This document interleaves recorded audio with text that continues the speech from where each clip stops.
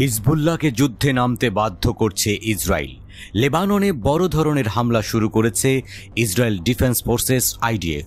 Israeli সামরিক বাহিনী জানিয়েছে তারা হিজবুল্লাহর বিরুদ্ধে লড়াইয়ে প্রায় 1 বছরের মধ্যে সবচেয়ে তীব্র বিমান হামলা চালিয়েছে।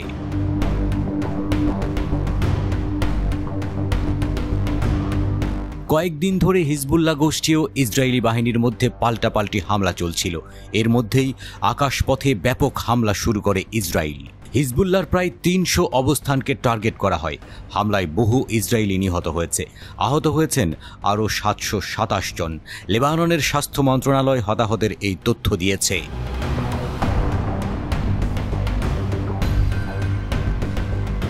লেবাননের কর্মকর্তাদের মতে দেশটির বাসিন্দারা 80,000-এরও বেশি সন্দেহভাজন ইসরায়েলি ফোন কল পেয়েছিল। ফোন কলে লোকজনকে সরে যেতে বলা হয়। টেলিকম কোম্পানি ওগেরুর প্রধান ইমাদ ক্রেইদিহ বার্তা সংস্থা রয়টার্সকে এই বিষয়টি নিশ্চিত করেছেন। তিনি বলেছেন, এই ধরনের কলগুলি বিপর্যয় ও বিশৃঙ্খলা সৃষ্টির জন্য মনস্তাত্ত্বিক যুদ্ধ।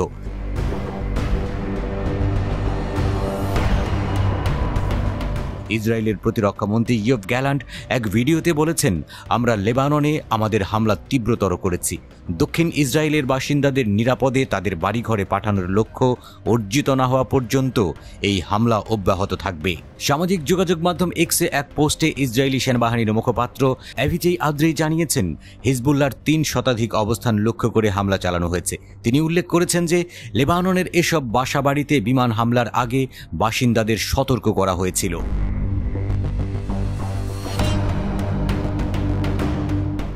আদ্রেই দাবি করেন, হামলার লক্ষ্য ছিল সেসব স্থানে যেখানে হিজবুল্লাহ অস্ত্র লুকিয়ে রেখেছিল।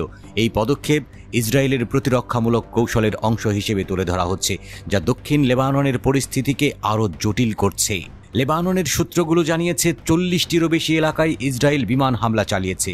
সীমান্ত থেকে 125 কিলোমিটার ভেতরে ঢুকে ইসরায়েলের যুদ্ধ বিমানগুলো এই তাণ্ডব চালিয়েছে বলে ইসরায়েলি গণমাধ্যম দাবি করেছে।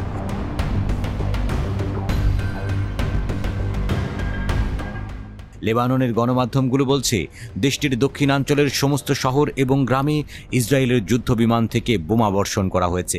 এছাড়া বেকা উপত্যকা সহ লেবাননের পূর্বাঞ্চলেও হামলা চালিয়েছে ইসরায়েল। হিজবুল্লাহ ইসরায়েলের হামলার জবাব দেওয়ার ঘোষণা করেছে এবং জানিয়েছে যে তারা ইসরায়েলের বিভিন্ন সামরিক চৌকিতে রকেট হামলা চালিয়েছে। লেবাননের এই সশস্ত্র গোষ্ঠীটি দাবি করেছে যে তারা ইসরায়েলের উত্তরাঞ্চলে প্রায় 30টি রকেট ছুঁড়েছে।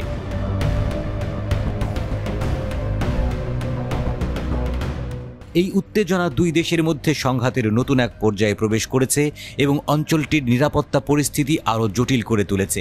হামলার পরপরই দুই পক্ষের মধ্যে পাল্টাপাল্টি আক্রমণ ঘটনা স্বাভাবিকভাবে সাধারণ মানুষের মধ্যে উদ্বেগের জন্ম দিয়েছে।